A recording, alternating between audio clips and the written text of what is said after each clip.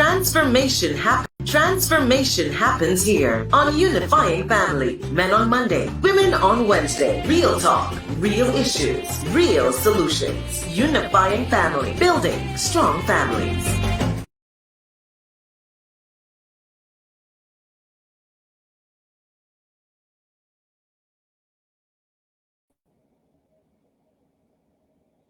Well, let me officially say good evening. We are getting ready to go live. We're with some folks getting ready to join us right here on Facebook. And I don't know what kind of day you have had, but I pray that you had a great day as we get started. Welcome to 2023 for Men on Monday. It has been it's been a year, but we are here in 2023. We took a break for a while, but we are here and it's good to have the team back with us. I am sure that momentarily we will have Minister Sinclair join us. But if you've been following our page, it is 7:34, so it's good to have some of you who've started to join our live stream. For those of you who are with us, I hope that you like our page, share, and of course, share this on your Facebook page because we are going live. We are excited about what we're talking about today. But before we delve into it, I'm going to allow the gentlemen to introduce themselves. If you're now new to our program, if you're joining us for the first time, I am your host, Marissa Boyce. It has been a joy and honor, privilege to be able to share with the men. They say my back is broad. I sometimes share some licks, but these men can share some licks too when it comes to, defending the men. And we are here to really just encourage men and to build men because it is important. It is important for us to really encourage a generation to come. There's so much that's going so wrong, but we really want to just redefine and change some things so that we have a generation that can bear good fruit in time to come. So I want to say good evening to those of you who are live with us. I see Juliet, Monica, Lizelle. Good evening to you who are with us. Even if you haven't said anything, feel free to comment on our live stream. It's good to be back. It is good to be back with you. So let the gentlemen introduce themselves. For those of you who are new to our show and joining us for the first time, go right ahead. Let's start with who's going to start first? Pastor Bino, Bishop Mark? No, I was actually thinking that we should let the new guy start first. We should let Kevin go ahead. I'm an oldie, but let me just bring greetings quickly. Good to be back. Blessings to everybody. But we want the new guy to jump right in there and let us know a little bit about himself. Oh, so you throwing the new guy under the bus. Okay. Good evening, everyone, and thanks for joining us. My name is Kevin Grant. Presently, I serve as the music minister at World Changers Worship Center, and I have been a Christian for over 30 years. I am a proud father of 3 beautiful children that I love dearly. And I work in the industrial organization of environmental science. And I love God. I'll just start there for now and we'll continue on. Next person. But I guess Pastor Bino is going to expect me to be next. So as everybody know, I am Bishop Mark Hayward. I am the founder and senior pastor of Love and Light Ministries International here in Barbados. And most of you who would have been connected to this program would already know that I usually get a lot of licks from our Lady Marissa. But that's all right. We continue to fight well. Just thought I would throw that at you there. Well, there's nothing wrong with getting a few blows every now and again. But yes. I am Pastor Edison Bino. I'm the pastor of Charnot's Pentecostal Church, member church of the Pentecostal Assemblies of the West Indies. And it is good to be back, talking with a gentleman, seeing a new face, and reconnecting with Marissa.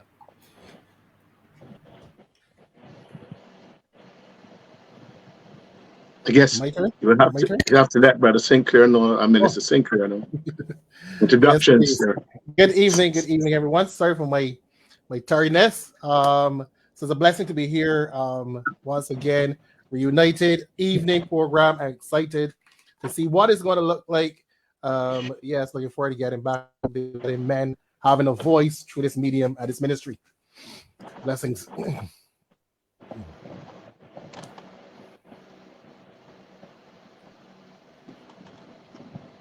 So yes, there we've met the gentleman.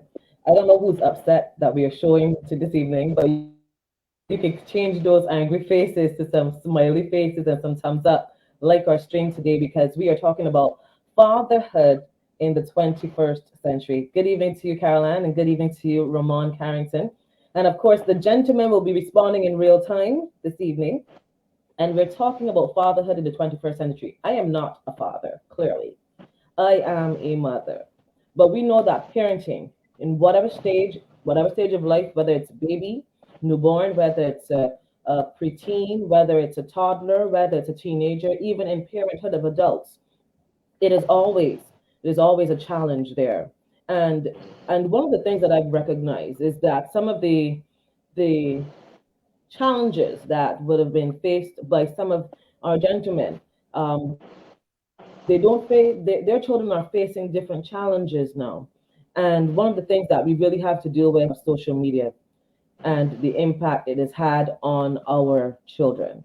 So it makes me realize that as parents, whether mother or father, we've got to be equipped. We've got to be learning. So jump right in, guys. My internet seems to be fluctuating. So who's going to start first? Bishop Mark, Pastor Edison, Minister Kevin, Minister Sinclair. Who's going to jump in? Let's first, I want to ask all of you gentlemen to state, what does it mean to be a father for you? What does it mean to be a father for you?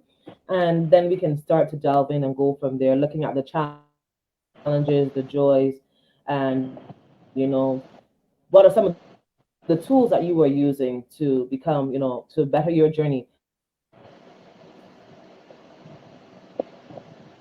Hey, sorry, I thought Bishop Mark would have gone ahead because I think he's unmuted. So I was going to give him the honor of going ahead. But we just celebrated Father's Day, and I have two adult daughters, so I don't have any young children anymore. Yeah, I've raised them to a level of maturity. But I think being a father is one of the most beautiful experiences that you can have. It is challenging. It is ongoing. But to have my daughters recognize me as a dad, and to have them even on Father's Day just present a gift. I wasn't looking for anything, but to see them get up and say, "Daddy, we have a gift for you."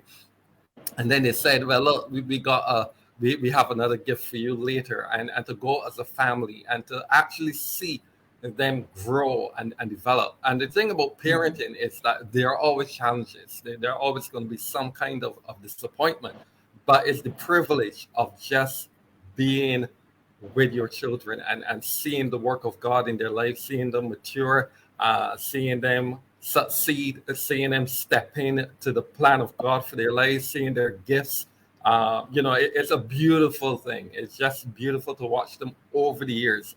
And as a dad, yes, there are certain things that you would want for your children, but I'm so very grateful for the mercies of God in allowing me to be a dad. Yeah, so I would kind of step in there for Marissa. I think she's had to step out the picture for a little bit because of some internet issues. So let's hear from Bishop Mark. Bishop Mark, jump in there. Tell us. Yeah, well, I'm willing to jump in. Fortunately, I unlike the others, just have one daughter, and I kind of started late.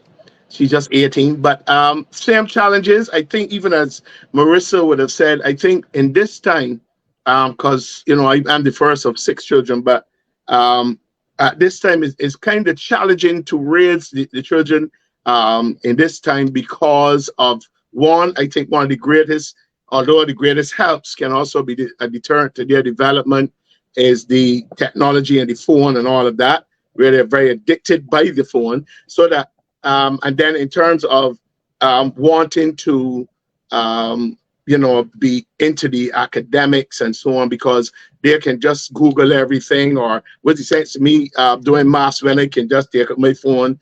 I think so those challenges have been there, but I'm thankful that my daughter, one of the things that really worked for me as a Christian dad is that believe in prayer a lot. And one of the things that really worked for me is praying, because you're saying to yourself, a pastor's daughter or child is under a lot of stress, and people would say things like, oh, you're the pastor's daughter, so you should behave, and things of that. But I kept praying, and at 18 now, I've seen her, utilizing her giftings in church. She dances, she sings, she works with the OBS and all of that. So it has had its challenges, but fortunately for me, I've had quite a number of people who have surrounded us too, like her aunts, and we had some really good church members who she fell in love with, and then would respond to them. So I was kind of blessed in that area, and so I am very proud of her development at this time. All right, excellent. Thank you so very much, Bishop Mark. We want to jump straight to Kevin. And Kevin, Yeah. could you tell us a little bit about the journey as a father? Journey as a father has been a beautiful one in which I have learned a lot. But one of the things about how I father is I am very deliberate in how I engage my children, how I teach them. I guess my background was also in teaching back in my younger days. So I'm somewhat of a disciplinarian when it comes down to my kids, but at the same time, I try to understand where they're at and meet them at where they're at. I have three children, and they're at three different age groups, three different stages in their lives. So my first is 18, my second is 13, and my youngest is 7. Three different stages. And I have to learn to relate to them at where they're at. But at the same time, I also try to allow them to understand who I am and what I expect from them. And I just use that as a way in which to just help them to understand their father more and more every day. There are things that they might do that I'm not comfortable with, and I have those conversations. So for me, it's been challenging at times, but for the most part, I think it's been pretty good and stable because my kids, from a very young age, I start to let them know who their father is, and that I'm this guy who don't play when it comes out to certain things, right? So the Bible tells us for real, say, train up the child in the way they should go. And so I am very deliberate. I'm a very deliberate person when it comes on to following that scripture and passing on certain principles that I want to see my children have and develop into.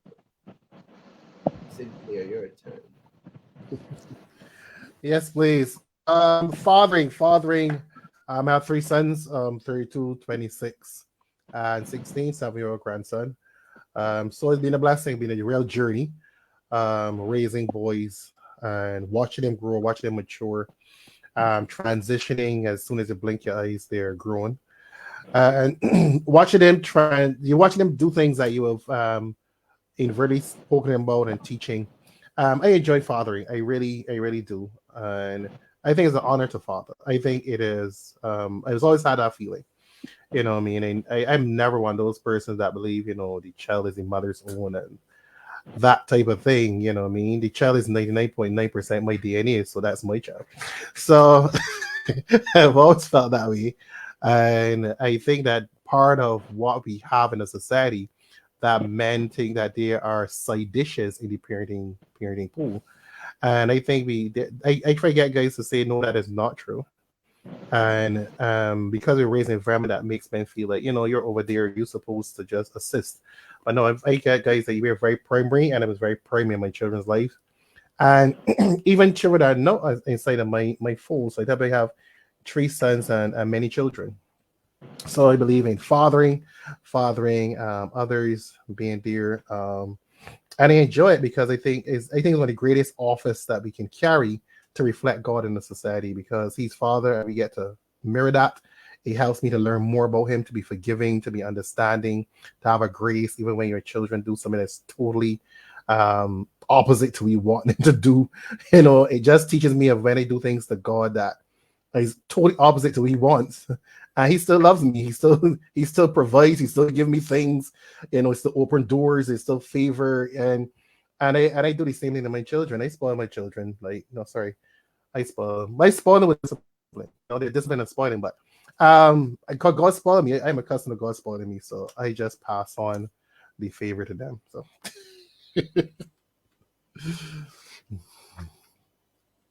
I'm thinking you got to be so careful with that word spoiling, but that's just me. Yeah, but I yeah, I understand where you're. understand. Yeah. Yeah, I My understand where I you're. guess spoiling is people think spoil like you spoil in a way where it allows them to do what they feel like. My journey is never my children to do what they feel like ever. You don't ever get to do 100% in my house. If you want to do 100%, you live at yourself. That is my children know that. And we've done programs where he said, for me, our sons become adults at 13. They got up at 25 to learn that journey, so they have 13 years of schooling, of learning responsibility, accountability, not making decisions that you can't pay for, understanding, respecting yourself, and that takes a while. That is nothing that happens in 2 days. So I really sit down and I really map out 13-year plan for my sons. So to watch them start to walk that out, watching my son own his own business while he still works, he understands responsibility. So he's not even and where he understands he wants something, he understands delayed gratification. Watching my youngest one play for the national schoolboys team, do Cape, and still has his things to do home, still cook a Sunday meal, and he's 16. So the spoiling is kind of understanding that I am here like the 100%, like supporting you, like don't care what, like the same way God has me, I have you. But it's unconditional love with condition. So that's kind of my narrative of spoiling. Definitely. We know that there's some things about fathering that are pretty common in terms of throughout the years, but we're dealing with a different era.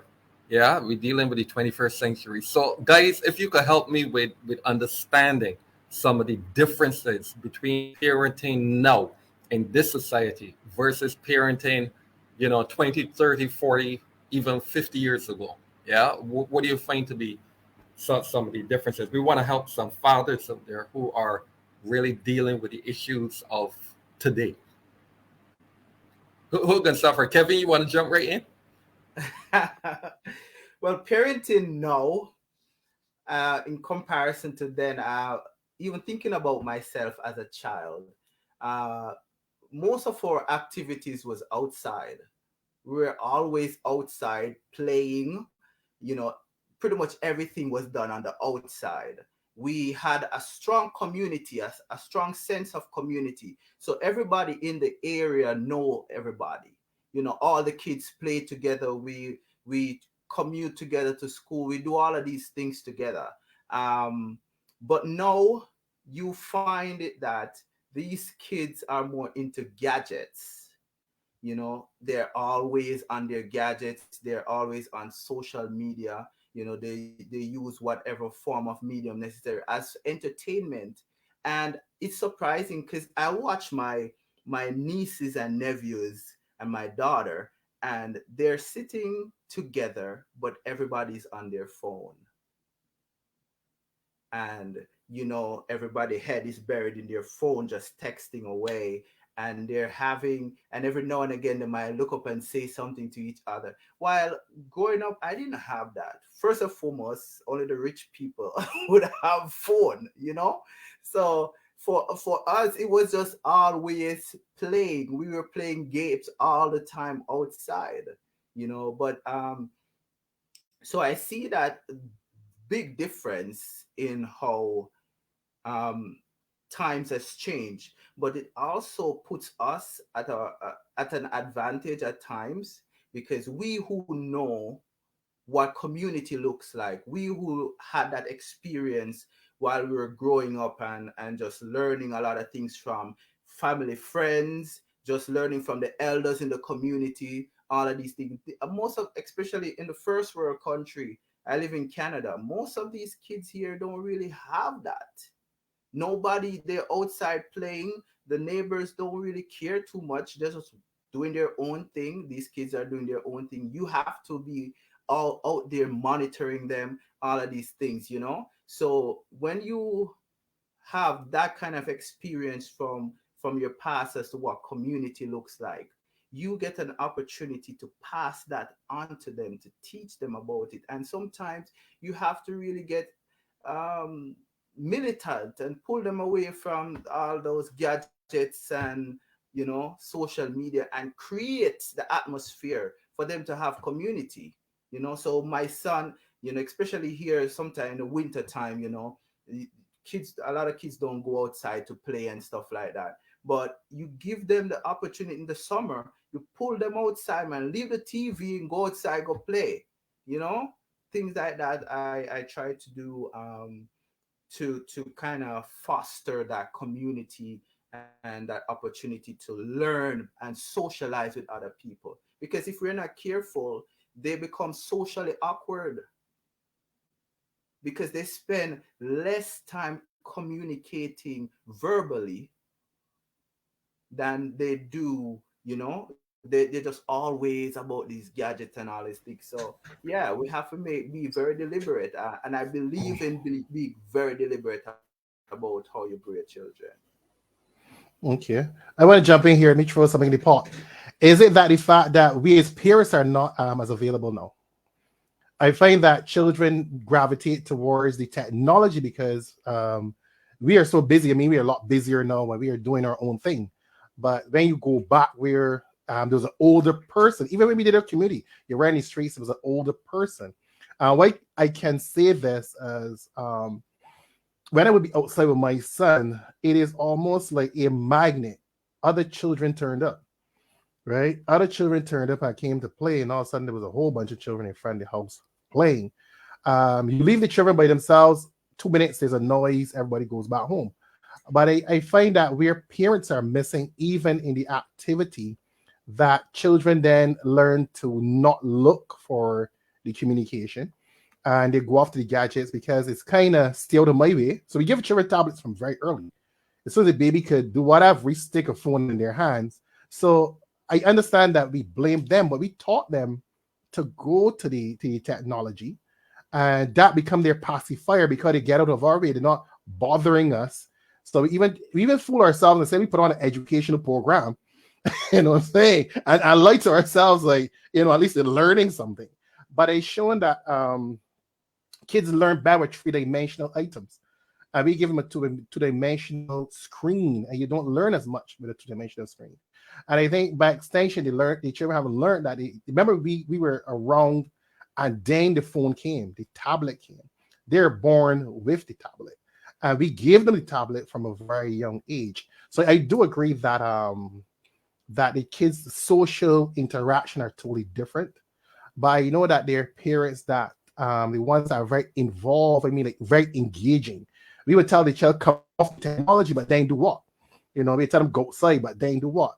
You would be surprised if even as fathers, if we go outside and we say, well, when we play cricket, I teach them what an off ball look like or a goalie look like and how to bat. All of a sudden, they didn't forget these stupid tablets. I'm so serious with you. They forget because we are teaching the pitch. I guarantee us, as men, we go outside and buy some marbles and start to teach our children how to pitch. Your children can't even know how to do this. They don't know they're doing this. They don't even know what marbles to do it.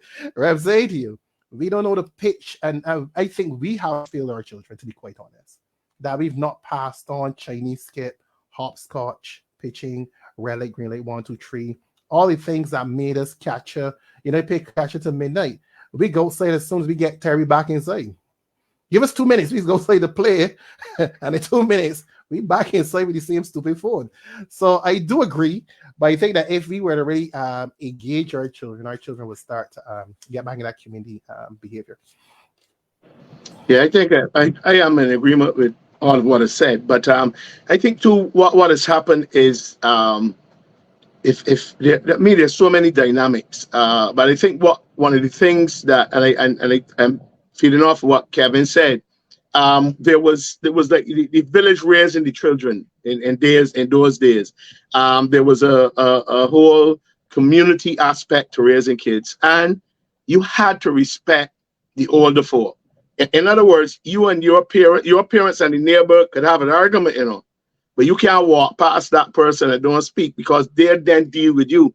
So the whole community, I think, has been lost. And the other thing that's added to that is that we have had children, young, very young people getting children. So that in itself created a problem, because when you saw a grandmother in my day, she was a real grandmother, right? She was a real gray hair. Now you see a mother and the child going out together, and you think that is mother and son or mother and daughter. So a lot of these things. But then now, like St. Clair said, we in our busyness use the technology to keep our children at bay, to keep them quiet, to get that space that we need.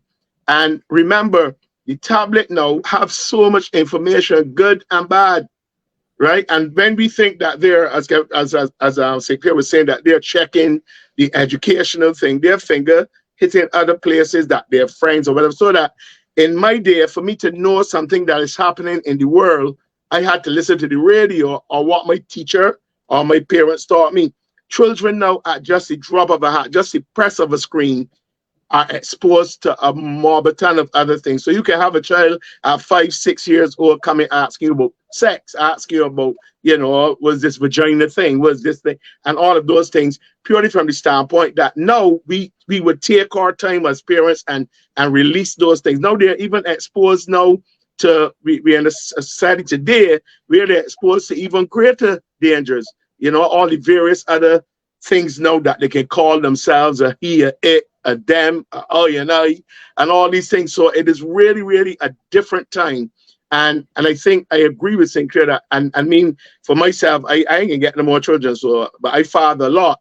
And what we try to do, even at our church, is to have these activities. We have a fun day, and that's what we do. We get into marbles, we get into all the various games that, and you're right, St. Clair. I mean, because you were at our church, these kids were very excited the whole day. They would pitch marbles and play these games because we took the time to be there with them. And again, I agree with Kevin in terms of, it's the same way here in Barbados.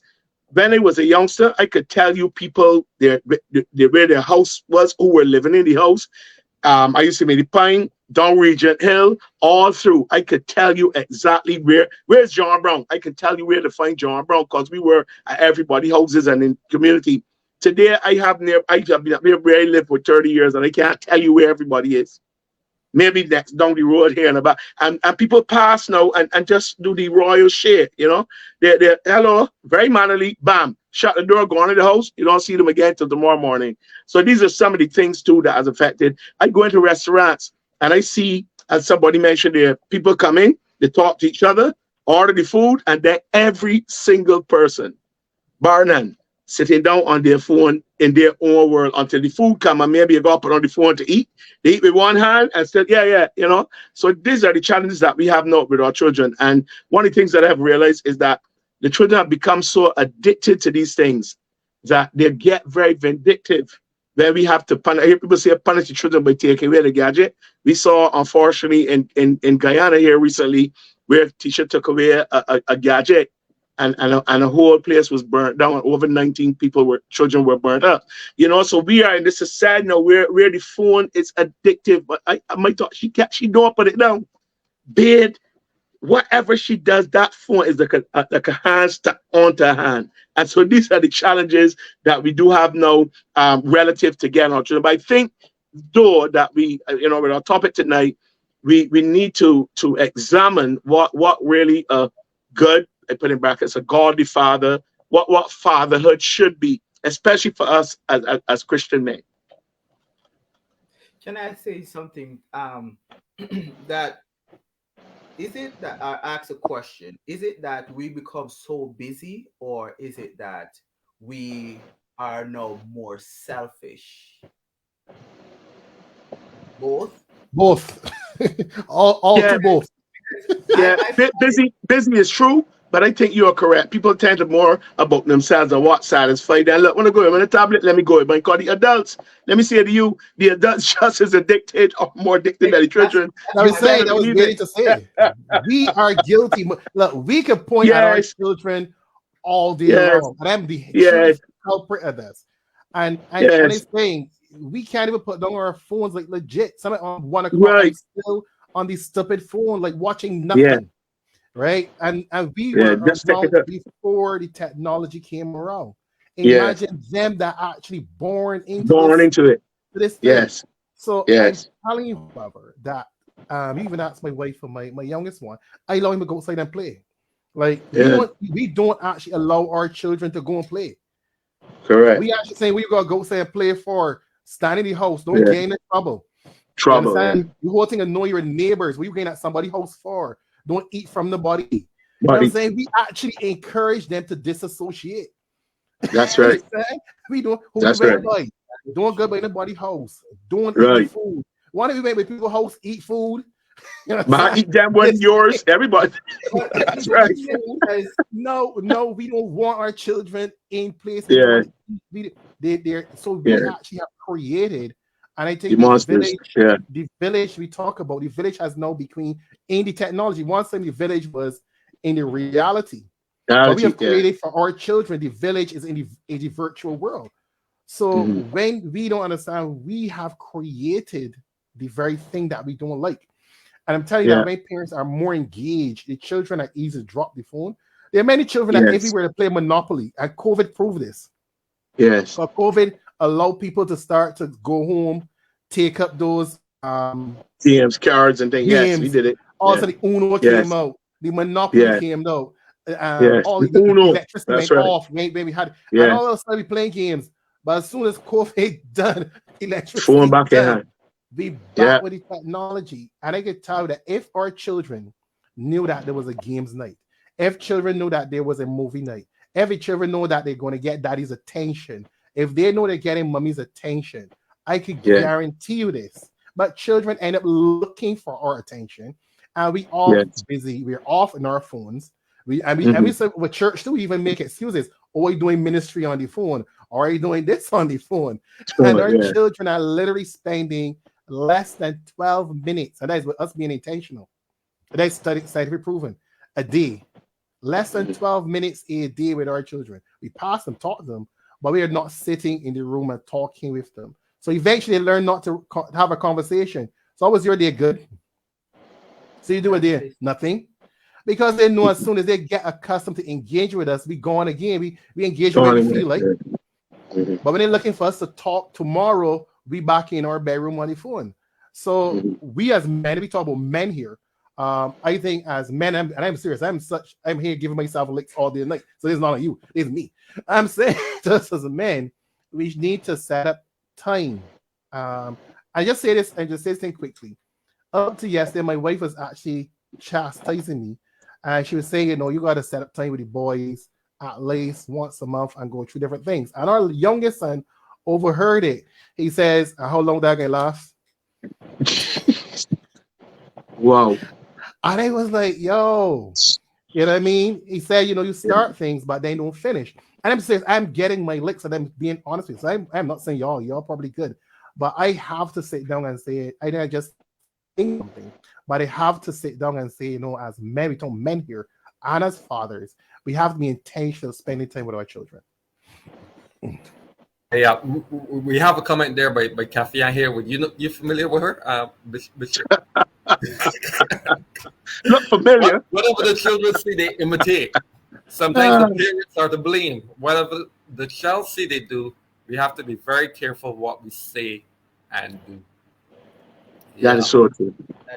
That is so true. Careful. So as a dad, when you see, this whole thing of social media and the technological challenges, because we want to help some fathers out there, what are some of the things that we need to do or we need to do differently? Sinclair has been mentioning some stuff, but is there anything else that we need to look at as dads so that we can really help our children, especially in this world of social media and we all know about the dangers of technology, but what can we do as fathers in particular?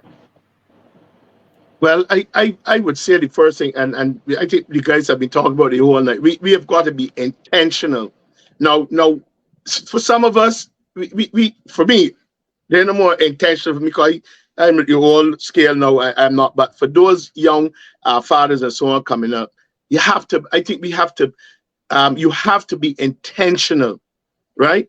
like Sinclair was saying, so you have to have family time. Here in our home, it's just myself, my wife, and my daughter. But she does that, and so we have a day like we do Thursdays unless something happened, or Mondays, depending if I got counseling on Thursday.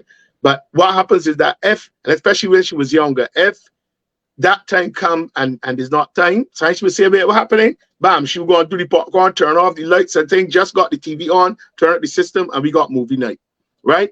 Intentional, have those things. Sometimes it got her to a point where we would just go out somewhere, buy something, it gonna be the big dinner, just go, and she would look forward to that. So it gave us time to bond and so on. So to be intentional, set up these intentional times. Look, I remember years ago, my dad would take us to horse racing. I really enjoy the horse racing, but when I go to horse racing, I get snow cone, I get cotton candy.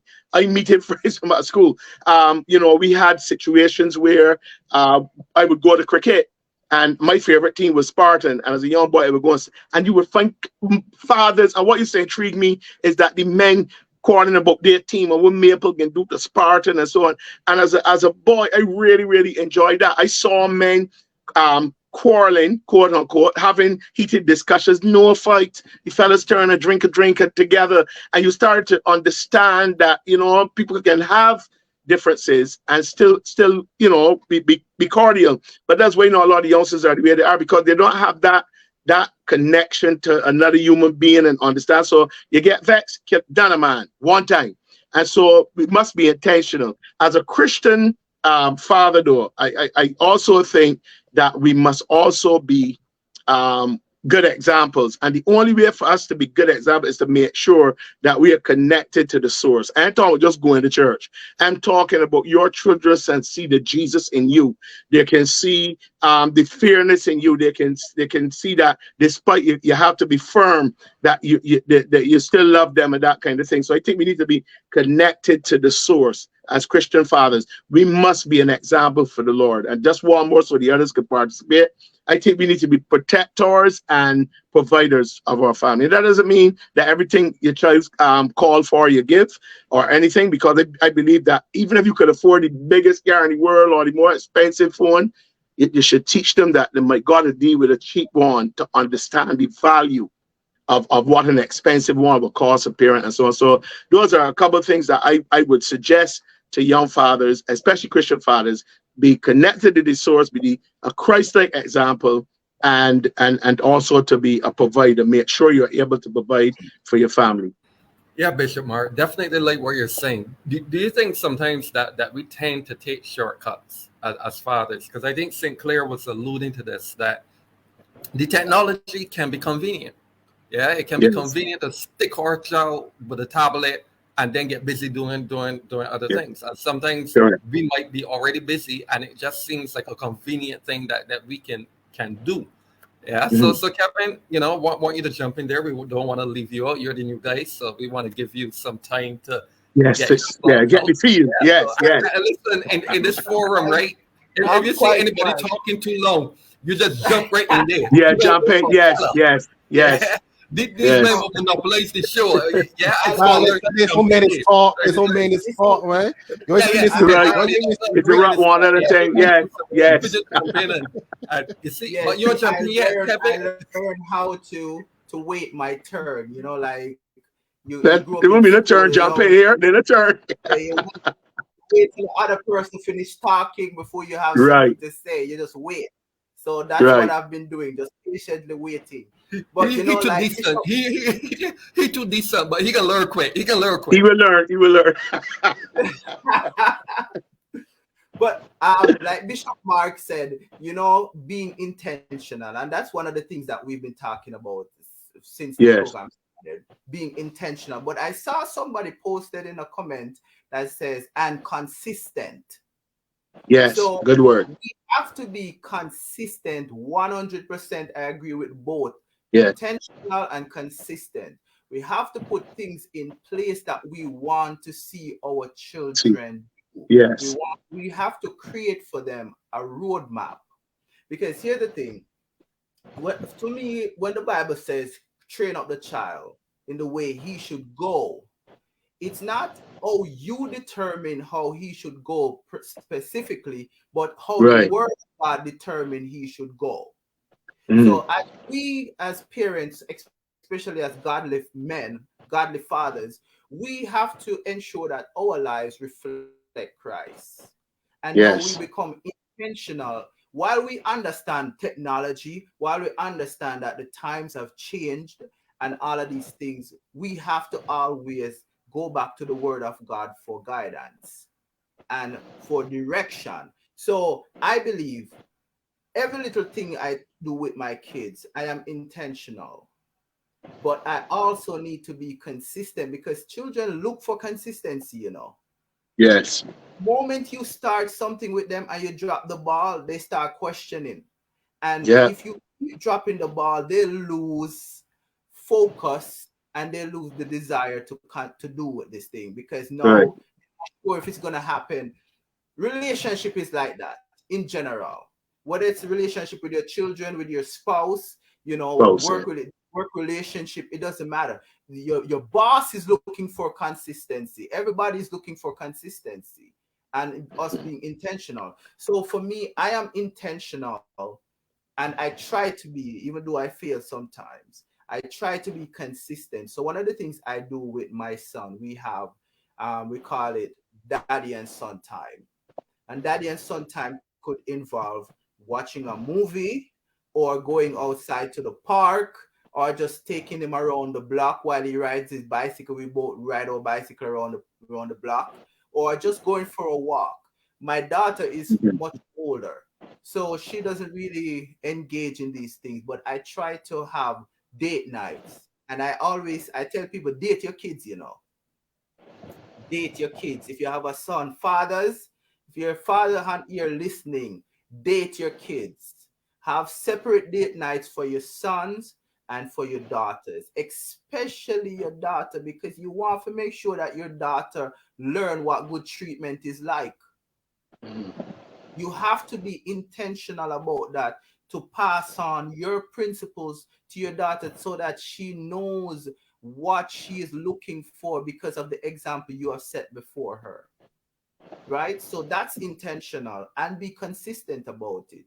If you find yourself that, you know, like for me, sometimes I forget, like, oh, it's been a while since I haven't taken my daughter out. I need to plan something and take her out. But outside of that, we go for a drive and we have a talk. I say, what's going on in your world? Tell me what's going on, what's good, what's new, you know, and all of these things. So for me, I try to be that kind of father for my children, and I don't have a problem with technology because here's the Kevin, I want to go back a little bit because you say okay. two things that I thought were very powerful. You talked about creating a roadmap, and I think that that's really powerful for a father. You know how to create that roadmap, and then one of the things that you mentioned, you mentioned your own failures, not in a bad sense, but I think sometimes it's important for men to understand that you don't have to be perfect because there's some men that feel that they hear other fathers talking and they begin to feel guilty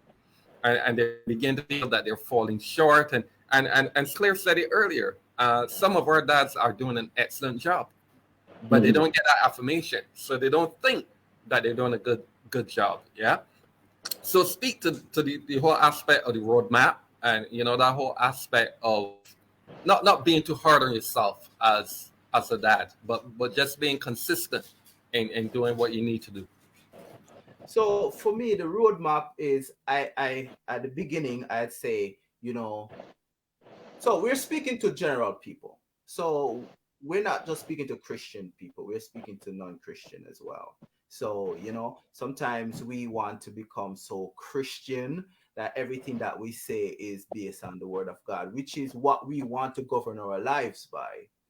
But you can also apply principle that you have learned as a kid, you know, growing up with, especially the if you grow up in a certain community where you have that community, you know, involvement, teaching and learning from elders and so forth, you can take those principles that you have learned and start to create a roadmap for your family.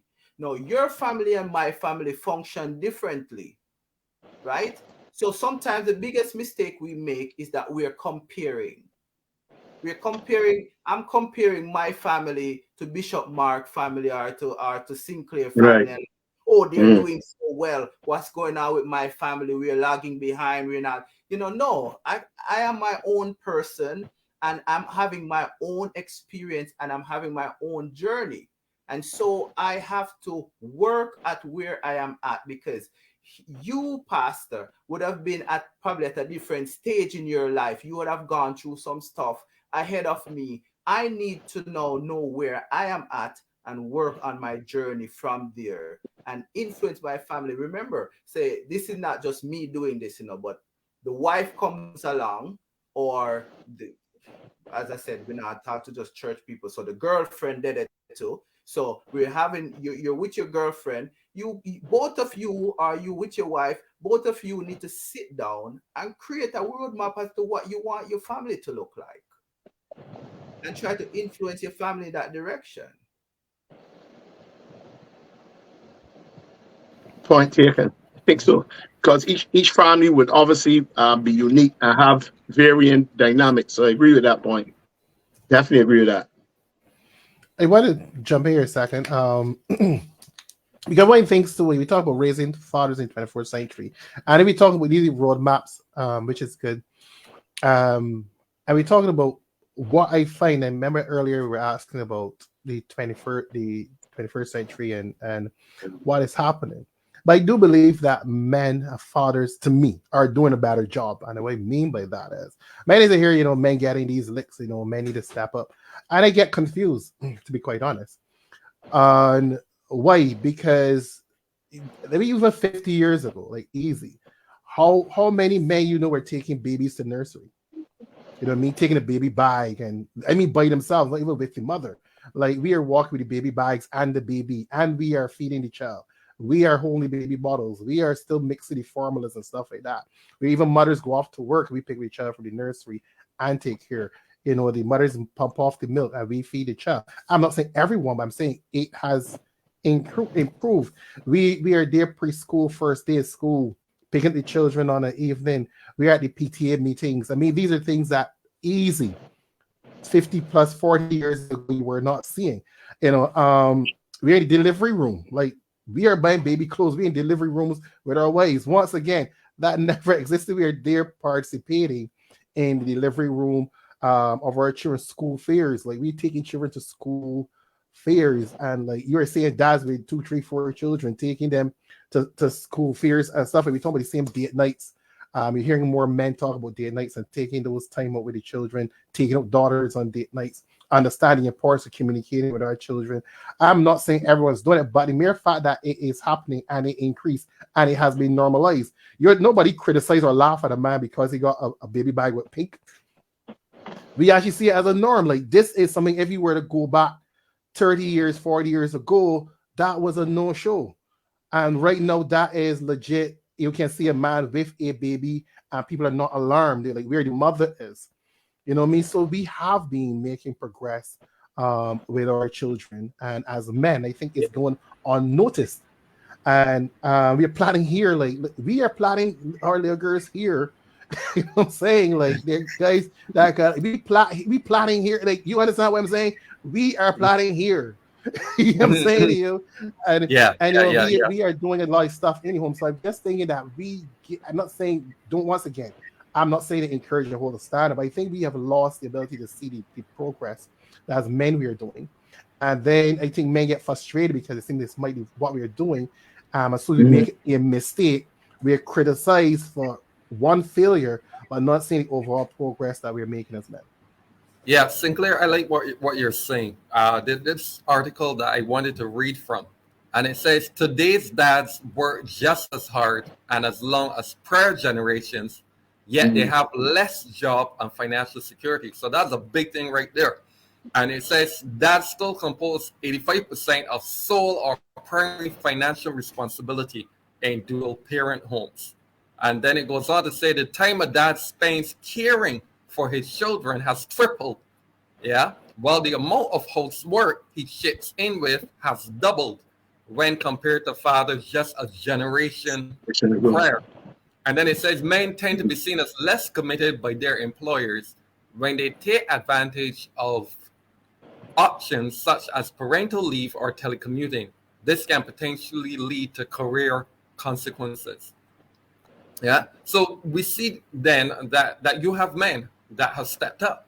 You have men that have risen to the challenges of the 21st century. But as Sinclair mentioned, sometimes they're not appreciated, sometimes they're not recognized, and sometimes they're faulted for the things that they have not done as opposed to the things that they have done. So the man might get 90% right, Bishop Mark, as you have said, in terms of fathering, doing the right thing, and so on. But then he's not appreciated for the work that he's invested. But if a mother falls short, that sometimes is not going to be highlighted. But let a man fall short, and sometimes he gets hammered. So I think we have to recognize that there are good fathers out there. They're not perfect, but I've not seen a perfect mother either. Yeah, and this is not to be contentious here, because I want the women pelting the stones at me, but I'm just saying. I want to pelt. I want to pelt so they can You want to engage tell on it. about you controversial? I'm not. I may be the political correct fellow. But the thing is that you do have, Sinclair, jump in there, man. No problem. No, what I'm saying is that, and that's the part that I got many guys come in and they're trying to figure out, how do I balance this? And they say you don't.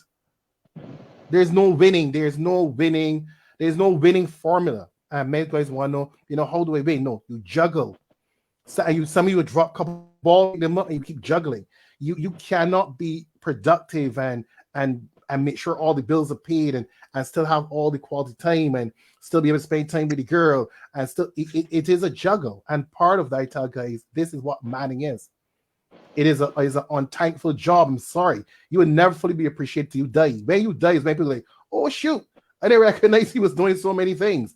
Like, it is what it is. And I tell guys, no. You have to know that your job in this system is to keep juggling the balls. And the more progressive let me give the you, more balls you get. Example, Sinclair. Yeah. This morning, I got up and I made breakfast for everybody. Yeah. I made sure that the girls had something to eat, because my wife and daughter, they were working outside the home today. And I made sure that they had breakfast, they had something to eat. And I think that you have a number of fathers that are fulfilling those kinds of responsibilities, and that needs to be appreciated. But look at the comment by Lisa. Lisa says, when I look back at my upbringing relative to the roles of men, I have to agree with you, Sinclair. Men's roles have changed a lot. They are not just breadwinners, but help in every aspect of their child's life. So you're seeing more men in the supermarket. You're seeing more men at school. You're seeing more men at PTA meetings. Yeah, so you definitely are seeing men very much more involved in the lives of their children and in the lives of the household, and I think that's excellent. Bishop Mark, And the part here that I want to jump in and say is that we got 4 minutes, and we want to I give my 1 minute and I'm out there. Yeah, my thing is that I find that men don't get the appreciation. I'm not saying you're just supposed to lavish us, but we get beat all day long. Right, and many times, and it makes me frustrated because I want to, where's the goalpost? Yes, I'm saying, sorry, you have to understand, based on God's word, who you are. You can't do to be. If you ever do something to be, people keep when it goes, because of who you are is what you do. And that is my thing to men. You have to know your office as a man, as a father, and you operate from that position, and to love and keep loving your family and your children. Yeah, but I would just say a ditto to that, and it's a no door that, as the leader, not the boss, as the head, even although fathers may not be involved in relationships, they are created to work, to look after their family, whether they're married or whether the children, they're in a marital situation or the children are elsewhere. That is it, and I agree with you, Sinclair. What we have to understand, you're not doing this now to be for the crown on your head, because it probably ain't gonna happen. But what you do it for the benefit of the children and by extension the society. All right, Kevin, you want to jump in there and add anything? We got 3 more minutes, so we still got a little talking time before we wrap up. I believe that just always be deliberate about keeping a balance. Sometimes when situation is happening, one in one time it might be tilting to the one side, the next time might be tilting to somewhere else. But he's always trying to juggle, like Sinclair said, juggle and try to maintain that balance, because you're not gonna get it perfect. None of us are perfect. No mother not perfect. No father not perfect. But with, especially if I speak for myself as a single father. So as a single father, most of the juggling is on me, right? But I juggle and try to keep it balanced in such a way that I know that there are times when I won't meet the full expectation of my children, and I have those conversations with them to let them know that sometimes I'm burnt out, sometimes I need to rest, sometimes I can't do the things that you want me to do. But it's always important for us to trust our children too, that they can understand where we're at and have those conversations. Yeah, definitely like that.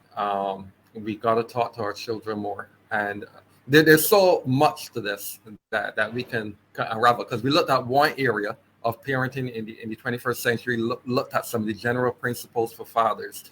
We looked at social media and technology, and I think that there are some other areas. There's some other fundamental different. We highlighted some things too in terms of the increased responsibilities of fathers, and I think that that's excellent. But there are some other areas that we can explore. But definitely a really One beautiful, last thing I conversation. want to say Yeah. is, don't be afraid to be vulnerable to your children. You Yeah. can be. Don't be afraid to be vulnerable. You know, some, because as men we're taught to be tough and hold our emotion in and walk around as if we're robots, and we are supposed to be carrying the weight of the world on our shoulder and not show any form of emotion. You know, we can be vulnerable to our children because we're preparing them to live a real life, and they're gonna experience stress in them life. They're gonna experience all sort of different things. We have to prepare them by demonstrating to them that we can be vulnerable as well. Yeah. So on that note, that has been all about the men on Monday. It is great to be back. It's great to have these gentlemen. I'm Pastor Edson Bino. Marissa Boyce has been working behind the scenes. We've had Kevin, Minister Sinclair, and Bishop Mark, and we have been your panelists, hosts for All About the Men on Monday. So God bless everybody. Great having you back on the program. Bless everybody.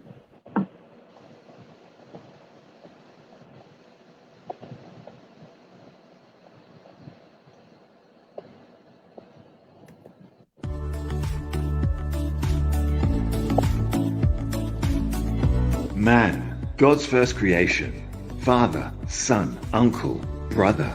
On a journey of highs and lows, you were created in the image of God and given dominion in the earth, destined for great things and to fulfill purpose. Join us on Men on Monday as we discuss all issues related to men. We are unifying